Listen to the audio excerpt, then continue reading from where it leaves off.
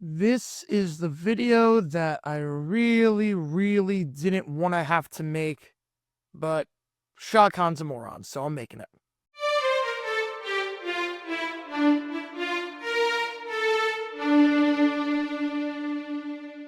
Welcome everybody to JG9 News, where we talk all things NFL all the time. I'm Jaguars, and I'm representing the 904 from the 602, and today we're talking about the Jacksonville Jaguars. It doesn't really qualify as JG9 News because it's about the NFL, and the Jaguars are not an NFL team at this point because they are keeping general manager Trent Baalke. They did fire Doug Pederson earlier today on Black Monday. No surprises there. For 3 seasons, including a 4-13 campaign this year, he is out, but can't really celebrate that because nothing's changing, because Trent Baalke is staying on as the general manager of the Jacksonville Jaguars. He's staying on yet again because God knows why.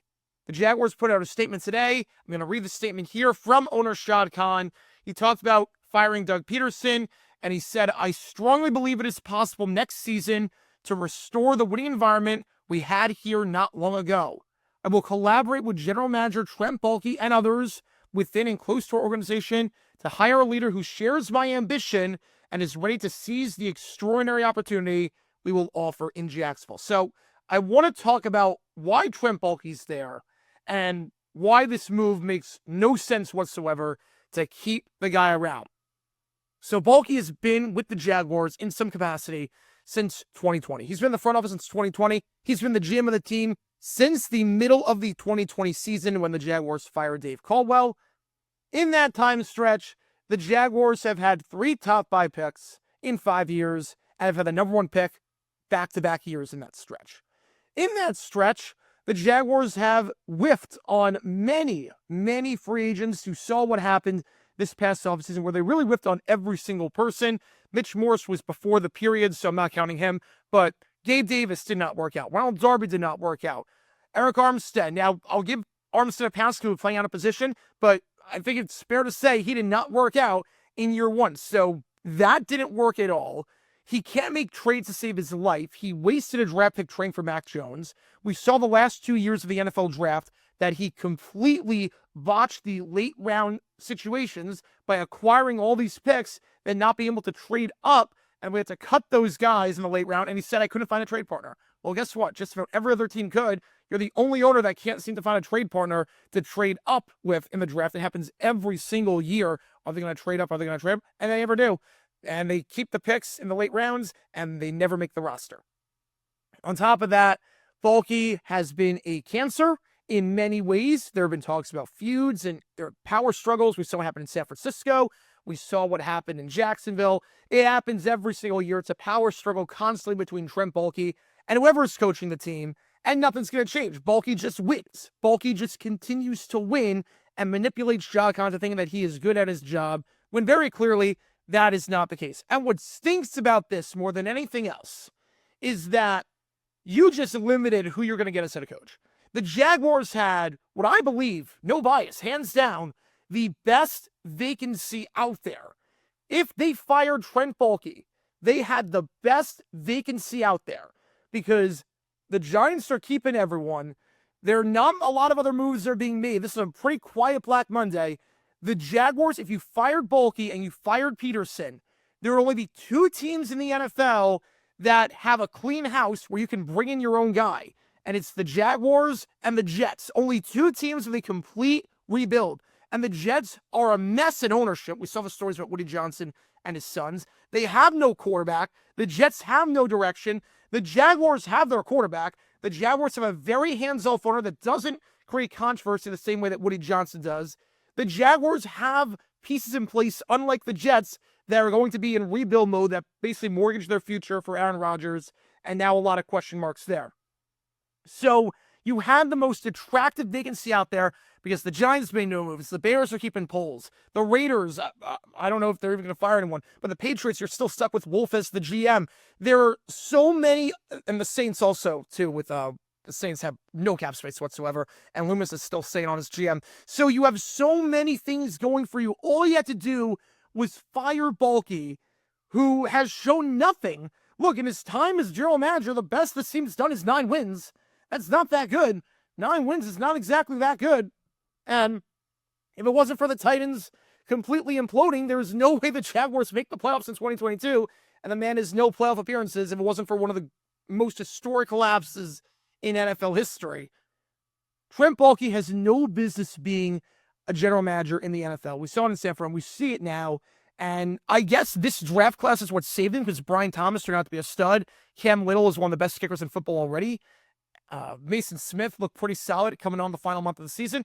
But what's bizarre about this, too, and why he should not be the GM and why Shad Khan is completely clueless, which, by the way, Shad Khan did not even attend the last few games of the season. So how dare he make decisions on this team and think that he knows what's best for the team when he's not even showing up to the games themselves. But what's insane about this is the power structure in Jacksonville has changed. It's almost like Shad Khan has said, you know what, I completely get the fact that Trent Baalke, he's going to hinder our chances of getting a coach. So what we're going to do is we are going to change the power structure so that the head coach reports directly to the owner and not to the GM. So now the GM and the head coach have nothing to do with each other. You want them to be in sync. You want the GM and the head coach to be in sync and lockstep because we saw what happened when they weren't. You saw what happened with the Mason Smith controversy where Doug Pearson made Mason Smith a healthy scratch because of a feud between he and Trent Baalke in terms of how to use him. So that's a problem. Also, the coach reporting to the owner, how does that make any sense? Now you have the GM reporting to the owner, the head coach reporting to the owner. They're not reporting to each other. They're supposed to work in lockstep. They're not going to be. The head coach reporting to an owner who's absentee, who's not showing up to the games, and who has shown since buying the team in 2012 that he knows very little about football and what's going on, seeing as the most wins in a season is 10, seeing as he made the playoffs twice in that stretch since buying the team in 2012. And also, we know that if it's a power struggle between the GM and the head coach, we know based on history that Trent Baalke is going to win because he wins every single time. He won in San Fran. He won in Jacksonville. He wins every single time. Khan refuses to let Trent Baalke go. And even worse, Trent Baalke only has 1 year left on his contract, so he's a lame duck GM. So I don't know who's going to want to take that job knowing that you are under a lame duck GM. And if Baalke is gone after 25, which I don't even know at this point, he might get a lifetime extension, knowing Shad Khan. But if he's gone after 25 because his contract runs out, the new GM comes in, and now his future is in jeopardy. And if, let's say, they stay together in 26, guess what? You're moving in 2027 probably to Orlando, maybe Gainesville, because you're not going to be playing in Jacksonville. It is now a crap vacancy. At this point, you went from the best vacancy in the NFL to the worst vacancy because the power dynamic makes no sense, the structure makes no sense, and you're going to lose to Trent Baalke in a power struggle every single time, and you have very little say on the roster because you're not even reporting to the GM, you're reporting to the owner, you're bypassing the GM, but the GM's are making the decisions. How does that make sense? No functioning team works that way. I absolutely hate, 99% of the time, I hate the idea of not doing a clean rebuild. I hate the idea of not doing a rebuild where the GM and the head coach are not both fired at the same time, and you start from scratch and you move on. These half measures never work. We saw what happened in Detroit and Minnesota where they clean house, did a complete rebuild, got rid of the GM, got rid of the head coach at the same time, and it worked out perfectly. There are some exceptions to the rule. If the GM is that good or the head coach is that good, obviously in Kansas City, for example, you're not getting rid of Andy Reid when they fire their GM, and that worked out pretty well. In Philly, Roseman's a heck of a GM. You fire Pederson, I'm fine keeping him on there. There are some exceptions to the rule, but this is not one of them. Trent Baalke is not one of them, and it goes back to Shad Khan being an absolutely clueless, careless, incompetent owner when it comes to the football side. The business side, no one can deny he's done good things on the business side. No one can deny that. Bringing in more revenue, getting Daly's place, getting the new stadium that looks like it's going to be really nice if the renderings are anything like that, getting the scoreboard, investing in Jacksonville. No one can deny that. He has done a lot for the city, and he knows what he's doing on the business side. But when it comes to football, his records since buying the team, 2-14, 3-13, or excuse me, 4-12, 3-13, 5-11, 3-13, 10-6. That's the best season he's had. 5-11, 6-10, 1-15, 3-14, 9-8, 9-8, 4-13. That is a crap resume. That's a crap resume. And since he became the owner in 2012, now 2012, he had Gene Smith and Mike Mularkey on the staff, and he decided, I'm going to let them coach a year, do the GMing for a year. I want to be hands-off and see what happens and then make the changes. Since 2013, since he truly became owner of the Jaguars, He has hired 2 general managers despite that horrible stretch. 2 GMs. 2 GMs in that stretch, with one being a promotion from within. So he's really only hired 1 GM and really conducted 1 search since 2013. 1 search. With how bad that resume is, he does not want to put in the effort to try and make Jacksonville a winner. He does not, because he would have conducted more than 1 search in that stretch if that was true.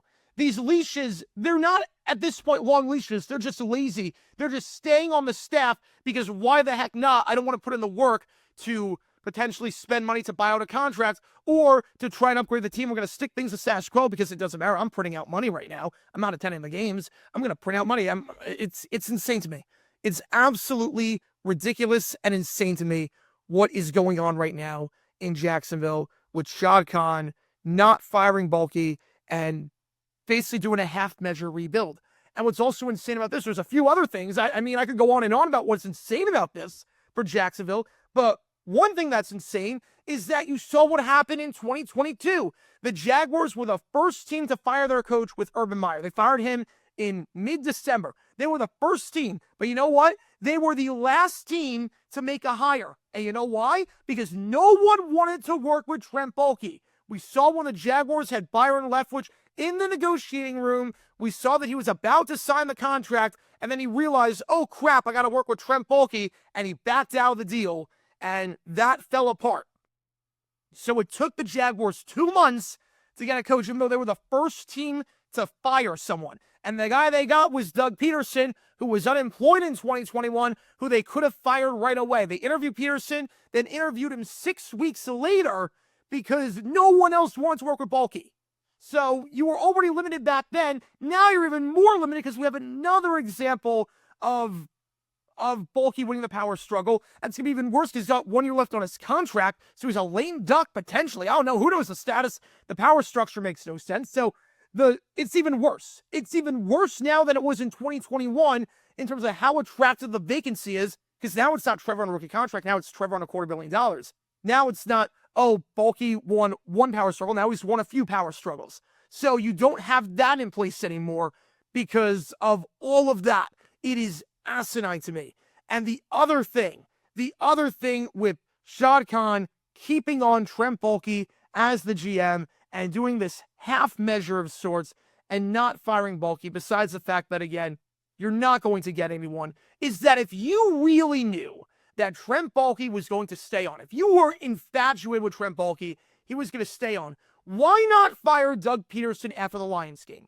Why not fire Doug after the bye week when you lost 52-6, the biggest loss in franchise history? Why not fire him then and get a head start on interviewing guys like Vrabel and guys that are unemployed right now? Why not get a head start? Because now you're behind every other team. You're behind teams like the Patriots that fire their coach on Sunday. You're behind teams like the Jets, the Saints. Why? And the Bears. Why would you not just fire Doug Pederson after the Lions game if you were going to keep Baalke and let him get a head start on the search? This made no sense at all. Why delay yourself by 6 weeks when you knew the inevitable was going to happen? And it's not like Doug Pederson earned the right to stay on for the whole season. You could say, as a courtesy to Doug, that's not really how this works, because he threw everyone and anyone under the bus, and you threw him under the bus during the press conference, calling him the most predictable coach and the most predictable team in the NFL. So it's not like it was a courtesy to him, like for other coaches, let's say. You could have gotten rid of him, and no one bat an eye after 52-6. No one would bat an eye after 52-6. But you kept him on, and you let Baalke now work behind the 8 ball now, compared to some of these other teams, to let him just do the same thing, and the Jaguars will be the last team to hire a coach, because again, you're not going to get anyone worth their mind that's going to want to work for Trent Baalke. It is a horrible, horrible decision. This half measure is not going to work. We've seen this story play out 10 million times. Trent Baalke is not fit to be a GM in the NFL anymore. I don't know what dirt he has on Shad Khan. Shad Khan is at this point an absentee owner that does not care about winning, does not care about this team outside of a spreadsheet. It is very obvious with this move, especially the fact that during the press conference, he refused to answer certain questions from certain reporters, and he held it virtually so he didn't have to face the music, because it's very different to answer questions behind a computer screen where you're not looking face-to-face at someone, looking someone directly in the eye, versus in person, and you can't even use the weather as an excuse for that because it's Florida. It's not like it's snowing or anything like that. So, horrible, horrible decision. I'm glad Doug Pederson's gone, but it's not going to matter. I'm glad Dougie's gone, but it's not really going to matter, is it? Because Trent Baalke's still there. He's going to mess up this offseason, mess up the culture. We're back to square one with the chaos, and 2025, all hope I have for the season is completely out the window. We are one day into the offseason. I really thought if you clean house, if you did the smart thing and clean house, you would get head coaches lining out the door, especially with the Bears keeping their GM. A lot of non-attractive situations. You would have the perfect situation in Jacksonville if you believe in Trevor Lawrence as the franchise guy. You've got an owner that's very hands-off and will let you basically have an unlimited leash. You have the pieces and the system in place, and now you don't. All because Shad Khan refuses to get rid of Trent Baalke, either because he is buddy-buddy and refuses to understand the fact that this is a business, not a friendship, refuses to just put in the work to hire a search firm or do anything like that, or he's got some dirt. I don't know what the situation is, but Trent Baalke's got to go, and the fact he's coming back in 2025, the Jaguars are screwed and will continue to be screwed as long as the Khans are owning this team. This was a chance for the Jaguars to make a statement and go in the right direction, and they did not do that, and I am terrified for the future of the Jaguars after this. But what are your thoughts on the Jaguars keeping Trent Baalke and firing Doug Pederson? Do you like the move? Do you not like the move? Do you think Trent Baalke should stay on as the Jaguars GM? Do you think he should have been fired? What are your thoughts on Doug Pederson getting fired? Do you think he should have stayed on? Do you think he should have been fired mid-season? Do you think this was the right time to fire him? Do you think he's going to get a job elsewhere? Let me know your thoughts in the comments down below. That's going to do it for this episode of JJ News. Be sure to like and subscribe. Helps the channel out a lot. And be sure to check out my main channel, Jaguar9, where we talk all things NFL history all the time. Until next time, this is Jaguar9 signing off. And as always, fire Baalke.